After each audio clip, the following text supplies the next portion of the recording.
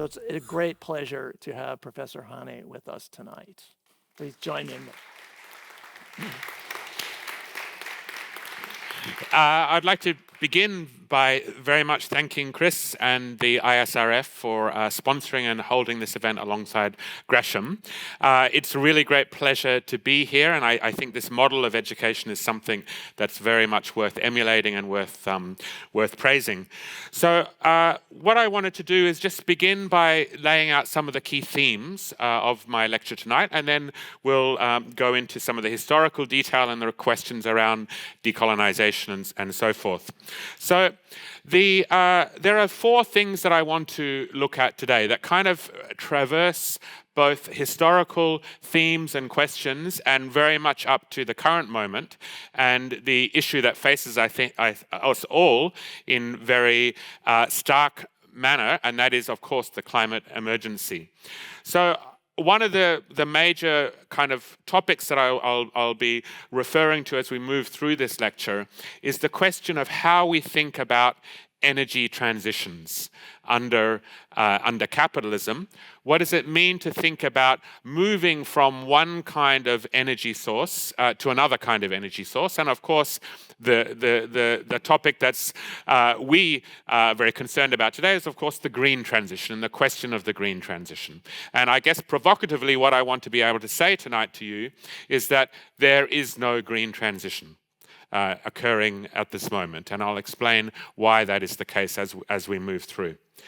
The topic of the lecture tonight is, of course, the question of oil, and so one of the things that I'm really going to be focusing on is how oil and the control of oil geographically and through different countries and moments has evolved through the 20th century up until the current moment. And part of this I'm going to really emphasize later on is the really important role that national oil companies, state-owned national oil companies, in particular companies like Saudi Aramco, headquartered in Saudi Arabia, the Abu Dhabi National Oil Company, headquartered in the United Arab Emirates, and so forth.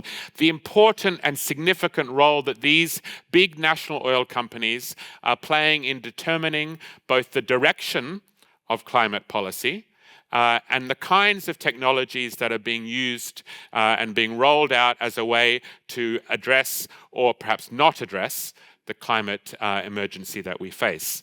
So related, of course, this is a lecture series connected to the questions of decolonisation and colonialism, and this will be a major emphasis of how we can think about how oil was really bound up with a lot of the decolonisation struggles and also the paths that decolonisation and anti-colonial movements took through the latter half of the 20th century. So with those are the kind of broad themes. Happy very much to talk more in detail about these in the questions. If you do have questions, also please feel free to email me. You will have seen my email on that first screen. But let's move on.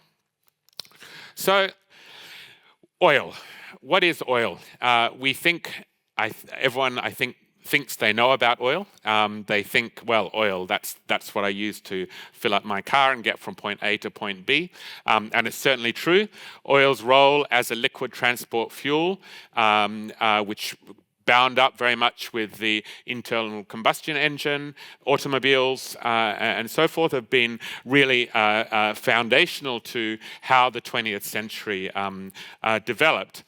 But I want to make an argument that we don't know, or most of us don't know, some of the most important things about oil, and that is that oil is not simply a fuel that we fill our cars up with. It's something that surrounds us and is ubiquitous. It's part of our everyday lives in ways that often go unseen. And in particular, I think one of the hidden parts of the oil story is the question of petrochemicals and plastics. These are substances that are derived from hydrocarbons, from oil and gas, and they surround all parts of our daily lives. The clothes that I'm wearing tonight and that you are wearing tonight, for example, are products of oil. The seats that we're sitting on, the rubber and the plastics that surround us all around this room are products of oil. The fertilizers that we use to produce our food are products of oil. These petrochemical products are all around us, and yet most of us don't see them. We don't think that we're actually sitting in a sea of oil today. And really, I think grappling with this problem of this invisibility of oil is absolutely essential if we're actually going to do what is required to address this question of the climate emergency. So oil is much more than just a liquid transport fuel. It is involved in petrochemicals, plastics, fertilizers, all of the synthetic products that surround us. It's also very much bound up with finance and how the global financial system operates and emerged through the 1970s and 1980s, and I'm going to come back to that question in a second. So really important to think about oil expansively, much beyond just what we fill our cars with. When we're talking about oil, and this is really important in thinking about the control of oil, we need to think about the different segments of the oil industry. So the language of the industry is basically talks about two sectors, if you like. Firstly, the upstream sector, which is basically the point where oil is extracted. Underground reserves of oil are pulled from under the ground in its crude form.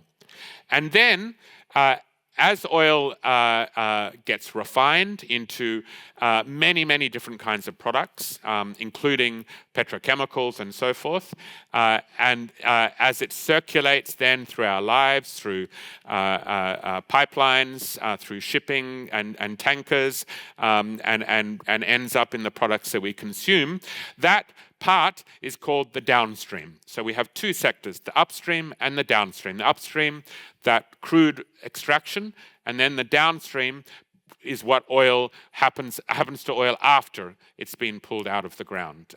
So please keep those two concepts in mind as we go through this lecture, because I'm going to explain why it is really important to think about the upstream and the downstream, not just oil under the ground, but what it becomes as it circulates. And that's very much related to this question of who controls the circulation of oil, which again, I'll come to in very shortly. So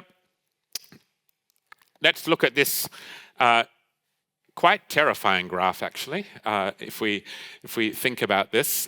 This is a graph of energy, different kinds of energy, historically from the early 1800s through to the current moment. And you will see there's very many different kinds of energy. Traditional biomass, wood and animal dung and these kinds of burning of those substances, that's been around a long time. But you will notice here on this graph, I think, a very stark fact, which is around the middle of the 20th century, looking at 1950 or so, around the time of the Second World War, or just after the Second World War, we see this explosion in global energy consumption. Okay, a really sharp uptick in the quantity of energy that human society globally utilizes. And you will see, looking a little bit more closely at this, that this huge explosion, what scientists actually call the Great Acceleration, took place largely because of the introduction of oil into our energy systems, oil being the orange color on this graph.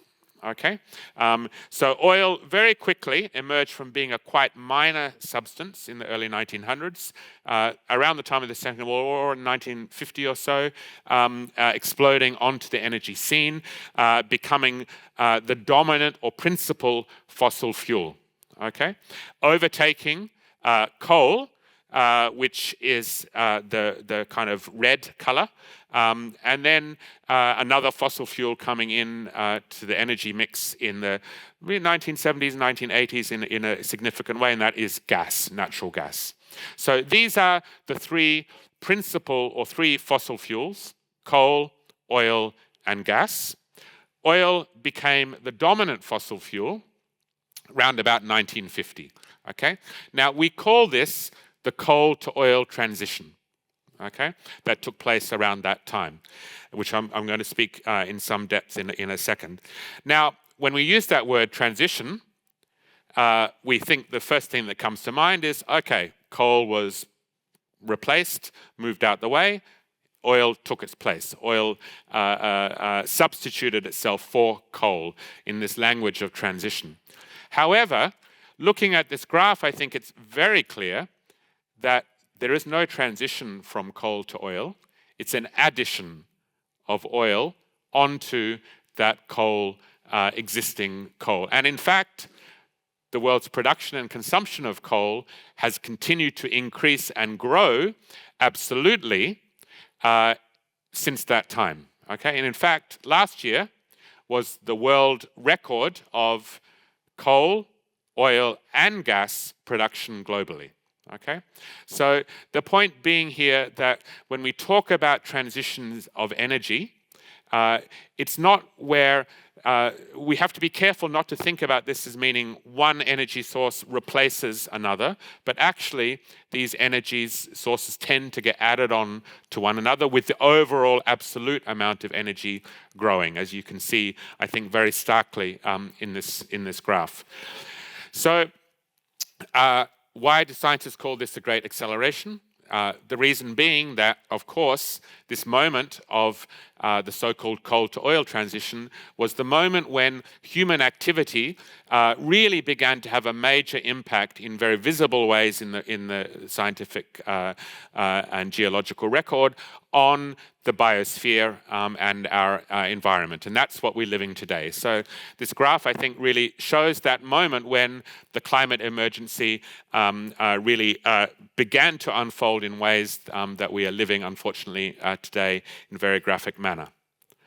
So let's come a little bit in more detail looking at this transition and then bring this to the question of colonialism and colonization.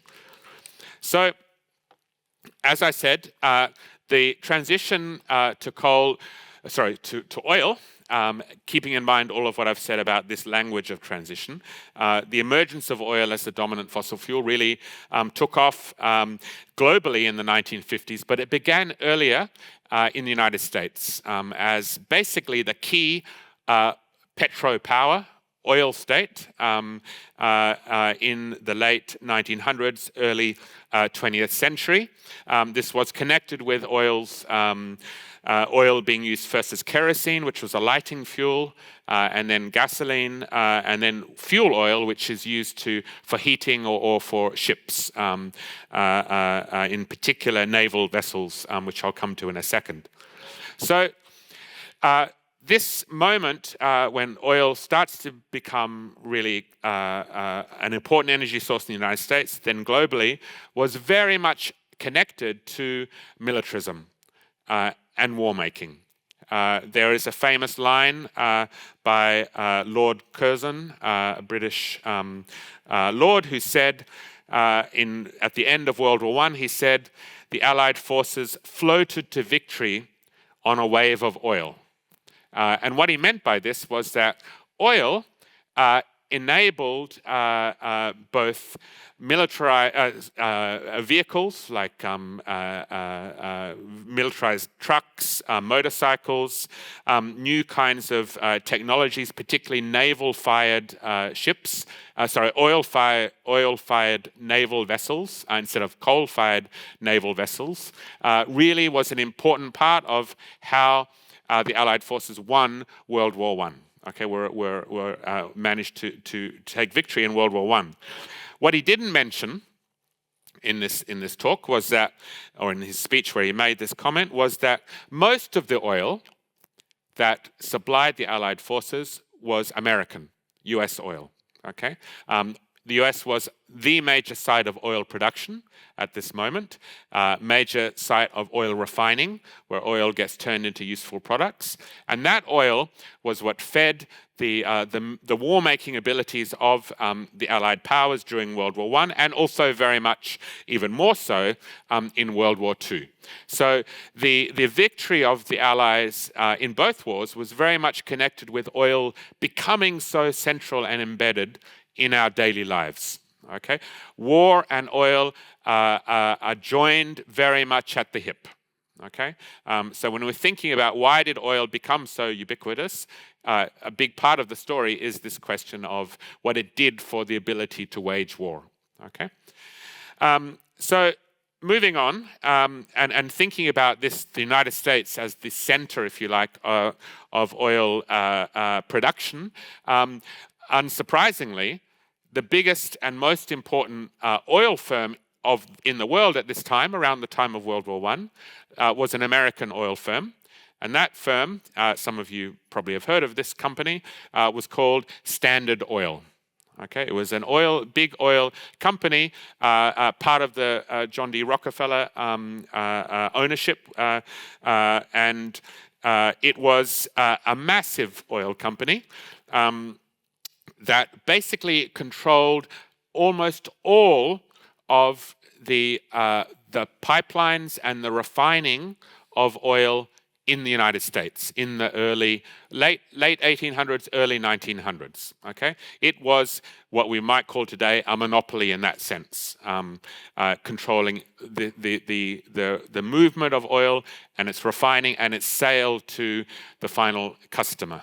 Okay, now there is a really wonderful journalist. Her name is Ida Tarbell, who some of you again might have heard of her. You probably have heard of the term muckraking, a muckraking journalist. She was the premier muckraker.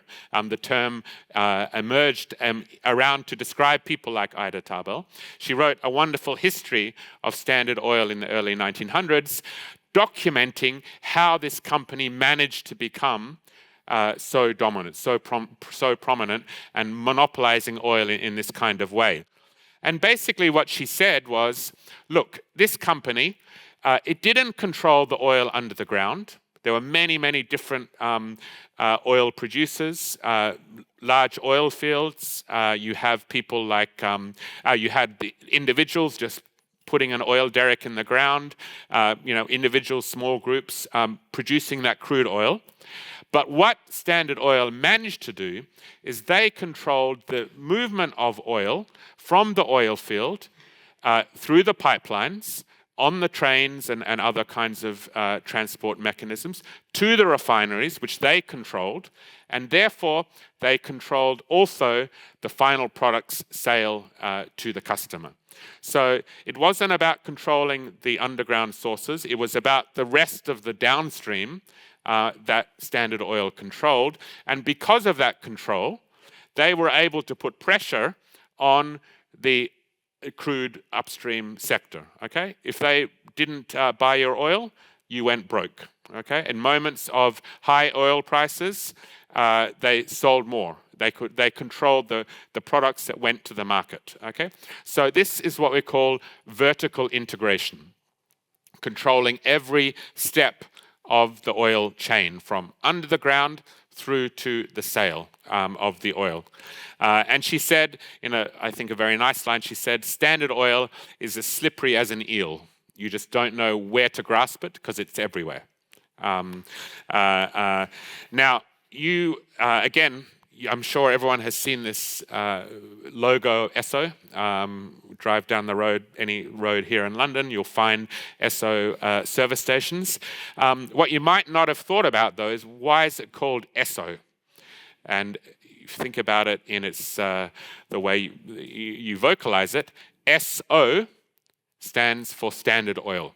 Okay, this was one of the initial subsidiaries of Standard Oil.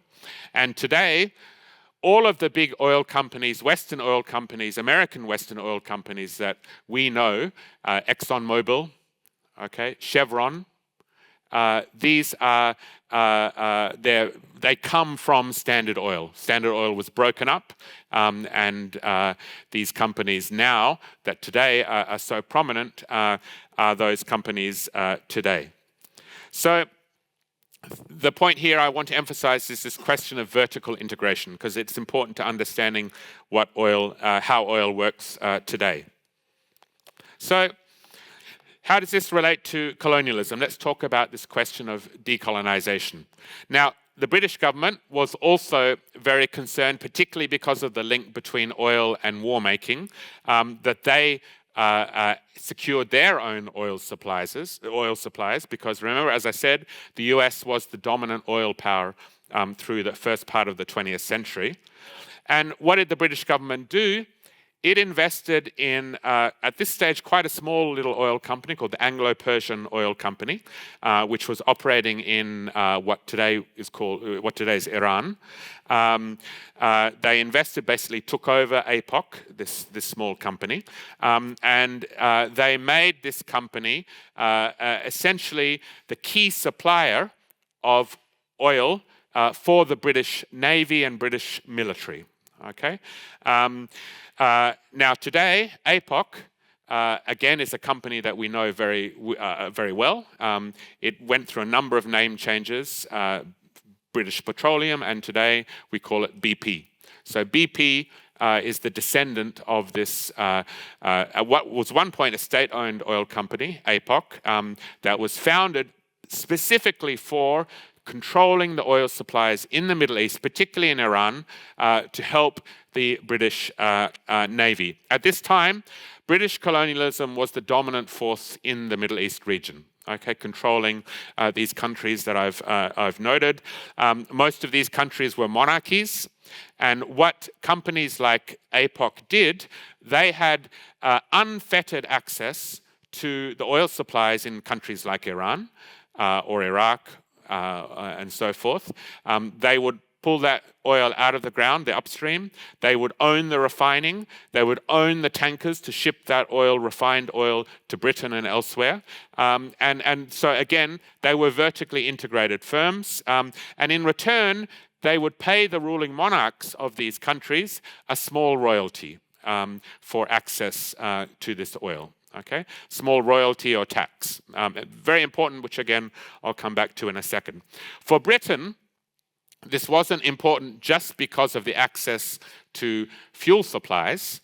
It was also very important for what happened to these taxes and royalties that ruling monarchs in Kuwait, in Iran, and elsewhere were paid. Okay, they were paid in British sterling. And where did they put their wealth? They put their wealth in the City of London.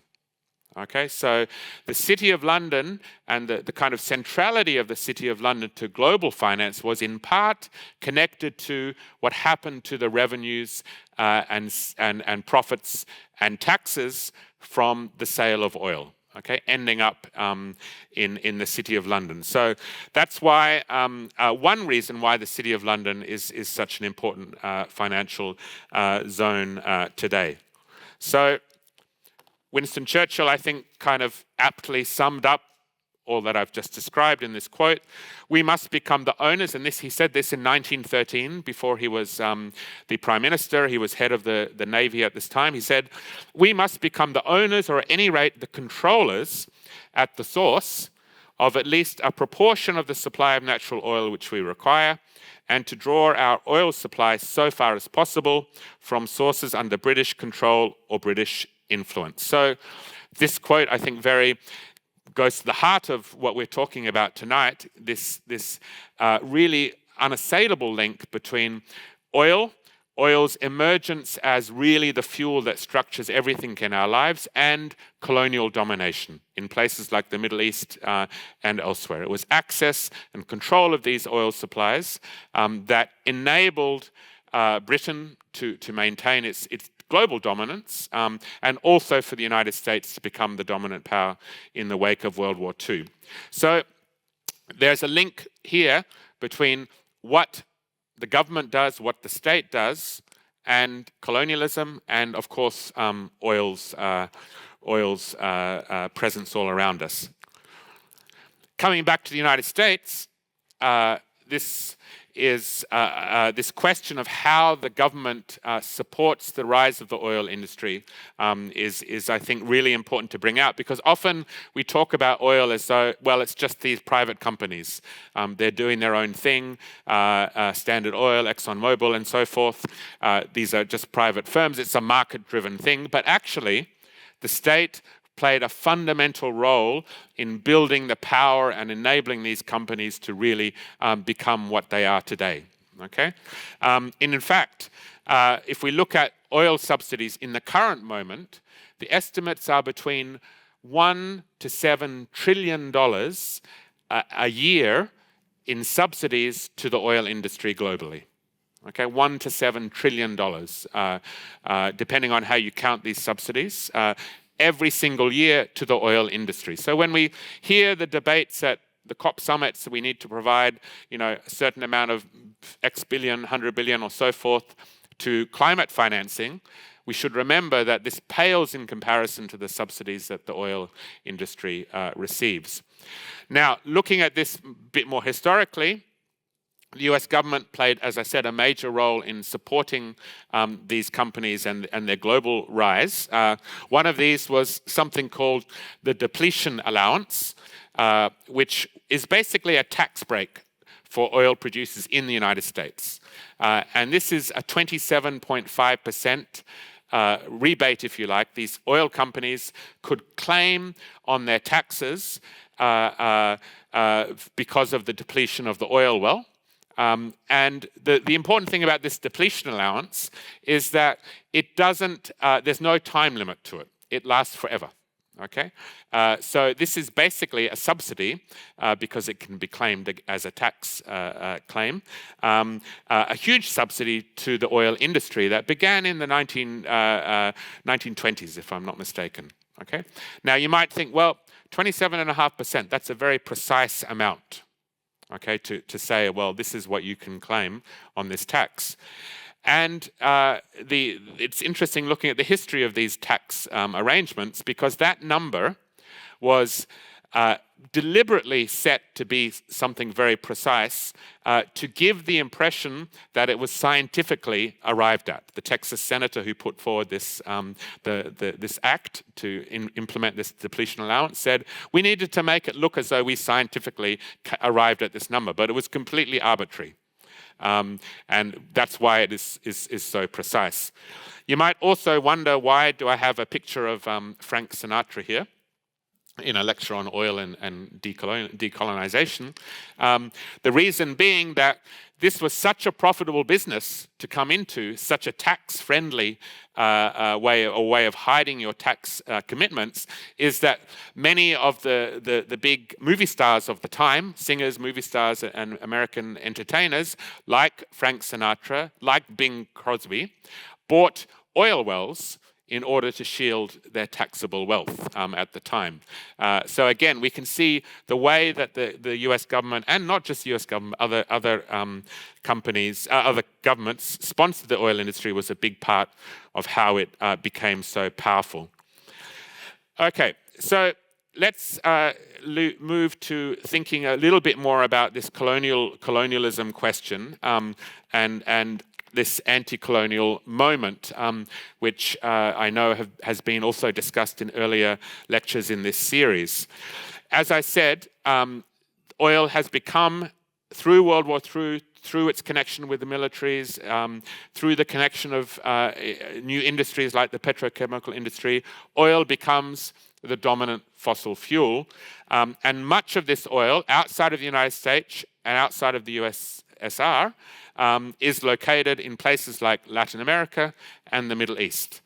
And in Western Europe in particular, it's oil supplies in the Middle East that really are fundamental to the ability of oil to surpass coal in the ways that I showed you in that earlier graph. But at that moment, what did the Middle East look like in the 1940s, 1950s, 1960s, and 1970s? You had British and French colonialism controlling most of the region, particular British colonialism. But you also had very active anti-colonial struggles, anti-colonial movements trying to break with their colonial domination and establish independent states through these national liberation struggles. Very importantly, in the Middle East context, the big one was Nasser in Egypt, who led a revolution in 1952 that overthrew a British-backed monarch in Egypt at the time. And this movement, this Nasserism, resonated across the whole of the region. Really, every single country was touched by these kinds of struggles, attempting to free themselves from the monarchies that had ruled them up until this moment. Okay, and what was the question that these movements were really asking themselves? They were saying, well, look, we are here in a region that is actually really important globally because of the oil wealth that we hold in the region. Okay, most of the oil at this time are in places like the Gulf monarchies, Saudi Arabia, Kuwait, as well as places like Iraq and Iran. But even in countries like Egypt, they're looking just a few doors down and saying, well, look, we need to use this oil supply, this oil riches, these oil wealth for our own development, for our own, to bring ourselves out of poverty and the kind of years of colonial deprivation. So the question of national liberation is inseparable from the question of oil and oil's really centrality now, middle of the 20th century, to the world economy. That's why we sometimes call this the oil revolutions. Okay, the question of Bandung, the 1955 conference in Indonesia, explicitly, which brought together like newly independent states at this time, explicitly referred to the question of oil.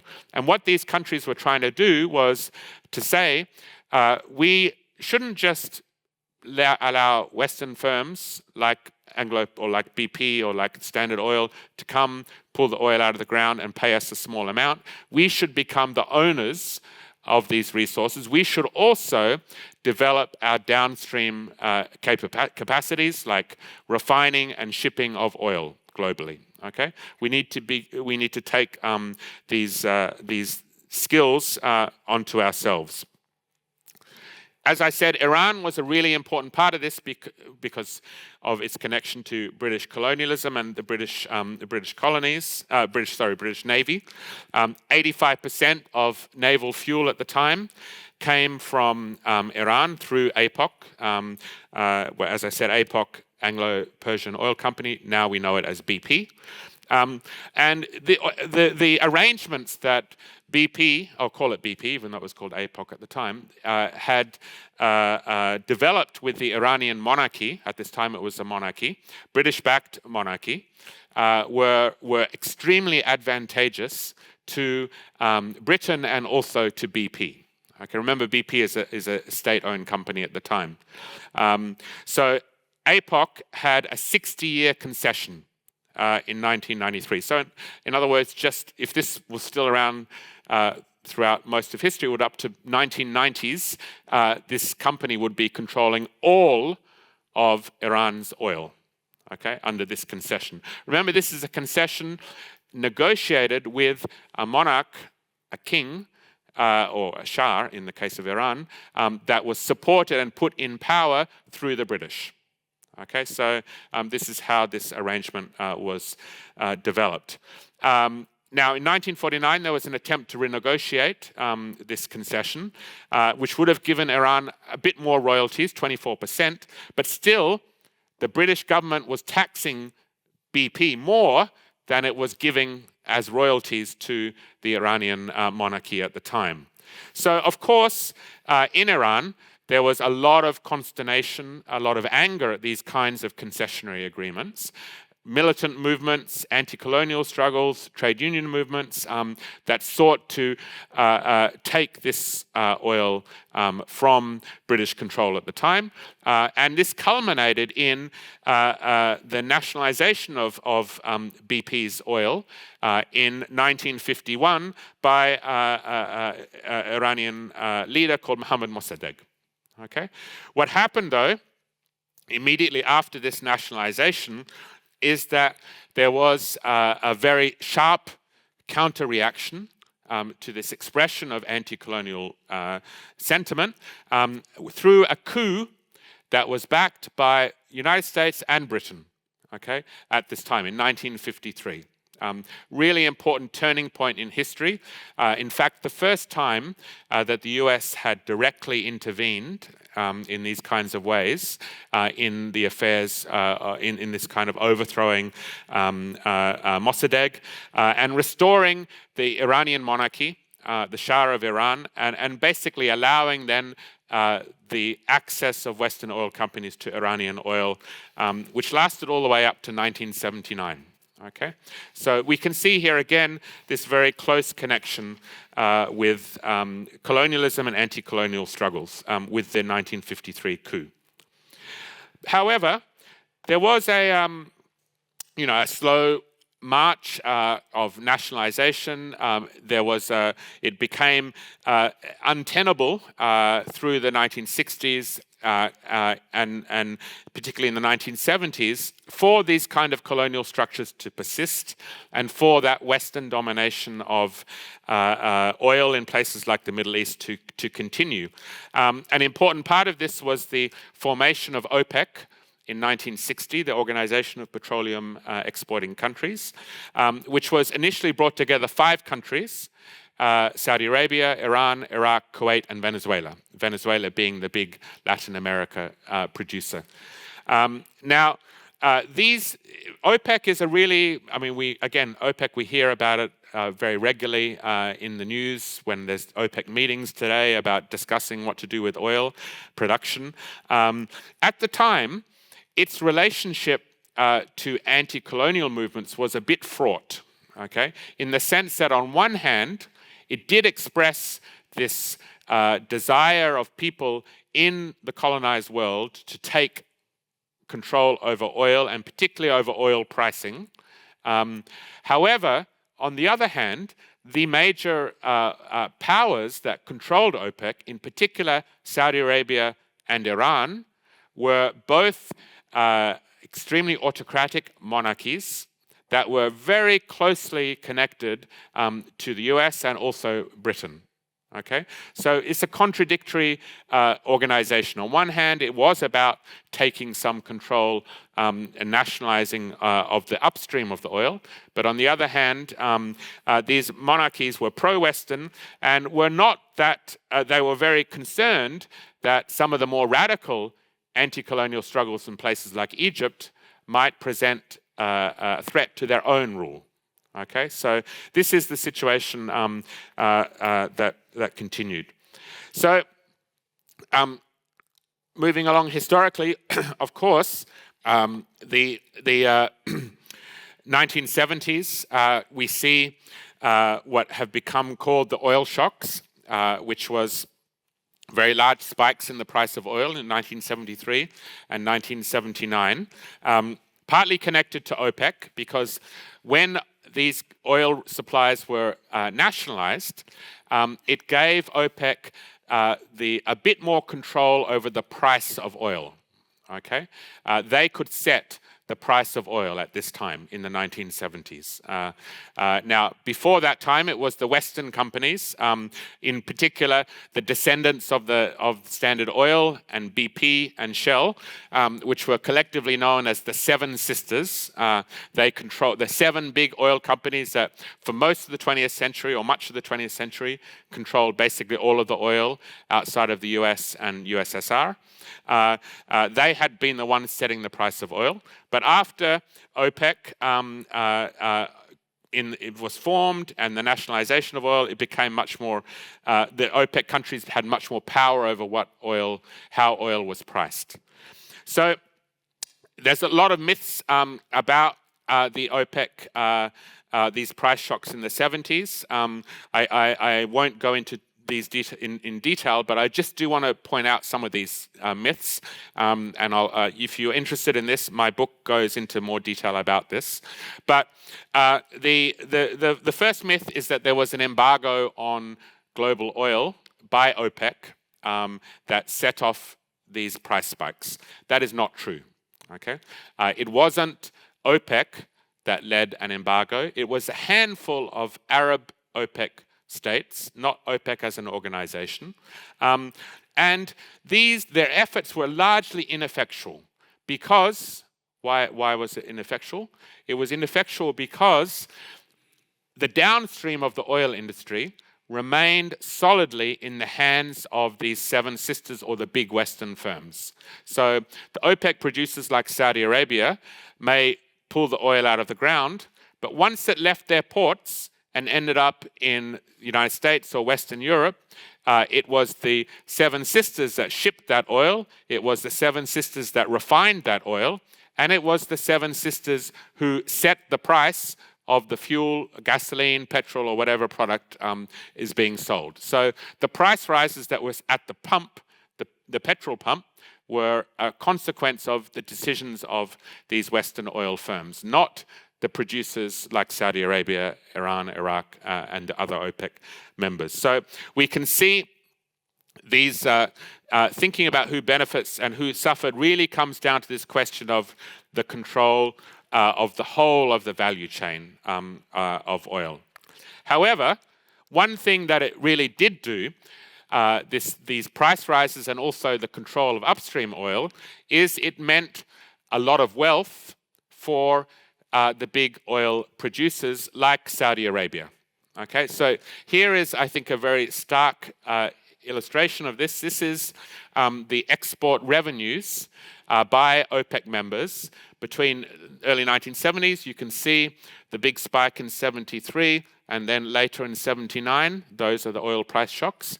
And then there's a fall in the price of oil and then it goes up again. But you can see this is the amount of money that these countries are earning through their export of oil. Okay, and it runs into trillions of dollars through this period, 1970 through to the mid-1980s. Most of this, the biggest producer and exporter at the time, is Saudi Arabia. Okay, so these states are accumulating literally trillions of dollars through the sale of oil, through these oil exports. And what they do with this huge amount of money is so important to how global finance exists today. Okay. Firstly, one thing they do is they park a lot of their money in Western banks, American and also British banks, European banks, and from there, that money was lent out to countries, poorer countries in the third world, that were suffering because of the global rise in the price of oil and the recessionary conditions at the time in the 1970s and 1980s. So the third world debt problem was basically very much bound up with what happened to this oil wealth as it gets lent or placed in Western banks and then gets lent out to countries in the third world. They also invest a lot of their money in the US financial markets and US Treasury bonds, Saudi Arabia in particular. So in this way, they help to support the US global financial dominance as it's developing at this time in the 1970s. Okay, Petrodollars going into the US markets in this kind of way. The other thing that happens at this moment in the mid-1970s, Saudi Arabia says that it will only sell oil, and it makes OPEC only sell oil in US dollars, okay? Which means that every country in the world, if you need to buy the world's most important commodity, oil, you need dollars, American dollars. So it again helps, this is a fundamental moment in which the US dollar becomes the dominant reserve currency, okay? Up until this point, about 20% of oil was still sold in sterling, British sterling. Remember I said earlier about the role of Britain and London in this. Saudi Arabia says in 1974, no more sale of oil in sterling. It's all going to be dollar denominated. Okay, so there are these very important ways in which oil and the wealth from oil, how it circulates, is bound up with the making of global finance. Now, today, I'm just putting this as a parenthesis, happy to talk about this in discussion, but of course today we know Trump is in Saudi Arabia, Qatar and the United Arab Emirates. These patterns that I've been explaining are very much with us today. Okay, this is where the trillions of dollars of investment and the relationship with the United States historically emerges from. Okay, so it's very, very important. So let's begin to wrap up some of these things and think about some of the contemporary moment. What happens post 1970s, if we're looking early 2000s, of course, the big story, again, very much related to contemporary politics, is the emergence of China as a major global manufacturing center, the industrialization of China. And what does China need to do all of this? It needs oil. It needs energy. Where does it get this energy from? Predominantly from the Middle East, big oil producers. So if we look at this, I think, very stark example of what happens in world oil trade. In the year 2000, this is a table of world crude oil imports globally. Where does the oil go? Who imports oil? In the year 2000, about 50% of the world's oil imports went to the United States and Europe. Okay? In the last 20 years, this picture has changed very dramatically, and we see China consumes about a fifth of the world's oil trade. Okay? If we add in East Asia as a whole, South Korea and Japan and other big oil consumers in East Asia, it rises to about a third. So what we have seen here is, this explains, by the way, another big jump in the, if we go back to the earlier graph of oil consumption globally, the big jump that takes place in the early 2000s is largely to do with this extra Chinese demand that's coming onto the market. So what does this mean for those big Gulf producers like Saudi Arabia? Their oil exports switch from mostly US to Western Europe eastward. They now go predominantly in a very large way eastward to China and wider East Asia. So there's been an eastward shift in the global oil trade associated with these patterns and the emergence of China in this kind of way. This has also meant the rise of these big national oil companies that I mentioned earlier, like Saudi Aramco. Saudi Aramco is today by far the biggest oil company in the world, much bigger than ExxonMobil, much bigger than Chevron. And in fact, the profits of Saudi Aramco last year exceeded the combined profits of ExxonMobil, Chevron, BP, Shell, and Total Energies, the big five Western oil companies. Okay, the combined profits of those five firms were exceeded by the profits of Saudi Aramco. So this is a massive company. Remember those firms that I've mentioned, they are coming from the Seven Sisters, those Western firms. Today, we see a real shift in the oil landscape in this kind of way.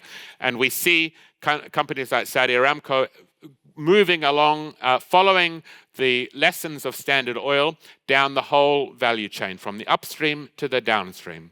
So the second biggest synthetic rubber producer in the world today is owned by Saudi Aramco. Synthetic rubber being one of those petrochemical products that I spoke about.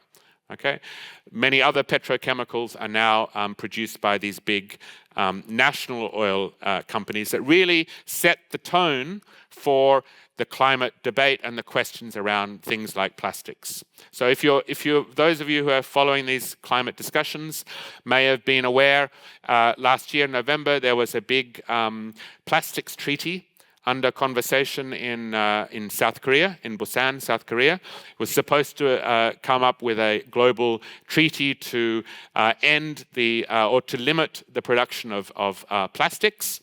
that treaty failed. It wasn't passed. And the reason it wasn't passed is basically because of Saudi Aramco, okay, who vetoed any limits on the production of plastics because they see very clearly that the future of oil depends upon these kinds of synthetic petrochemical products continuing to grow.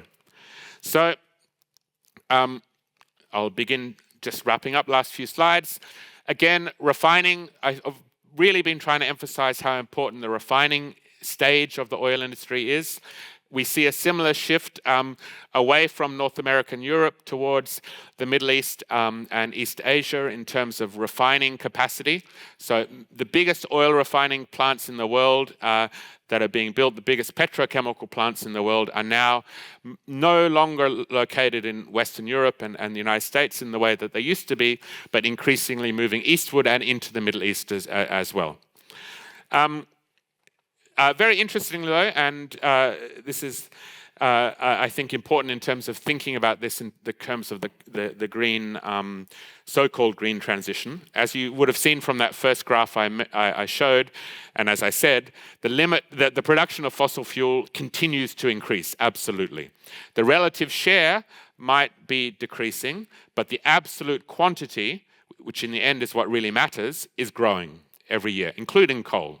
Okay, so it is interesting, though, to note that in these petrostates, like Saudi Arabia, like the UAE, there is also a rollout of solar and wind capacity in very significant ways. The biggest single-site solar farm in the world, pictured here, is in the United Arab Emirates, okay, which is where, again, showing the link with the climate policy, the COP 28 summit was convened under the presidency of Sultan Al Jaber, who is the president of the Abu Dhabi National Oil Company. So you can see this very close link between climate policy and the ownership of oil, but also the embrace of renewable energy. Why is this happening? It's because these countries are extremely high consumers of electricity, and most of their electricity is powered by fossil fuels, by oil and gas. What they want to do, and they're very explicit about this, is to lessen the amount of oil and gas they burn at home so that they can sell more abroad. This is why all of the projections of these states, Saudi Arabia, the UAE, Qatar, and other states, is to increase the volume and production levels of gas, oil, very significantly over the next couple of decades. They refer to this as the triple win. This is a language coming from the Saudi oil minister a couple of years ago, who said, look, we want to roll out renewables because it will cheapen the electricity at home in Saudi Arabia. It will free up more oil and gas for export, and we get to say we're meeting our climate targets. Okay, so there is no contradiction here between the ongoing fossil economy and what is being labeled as this green transition. So I know my time is up, so I'm going to end here. I just want to say, if you are interested in some of the things I've talked about, some of the earlier history, the rise of national oil companies and these debates about the green transition. This is my book that's available. So thank you very much for your attendance, and I'm looking forward to hearing and answering any questions you might have. Thank you.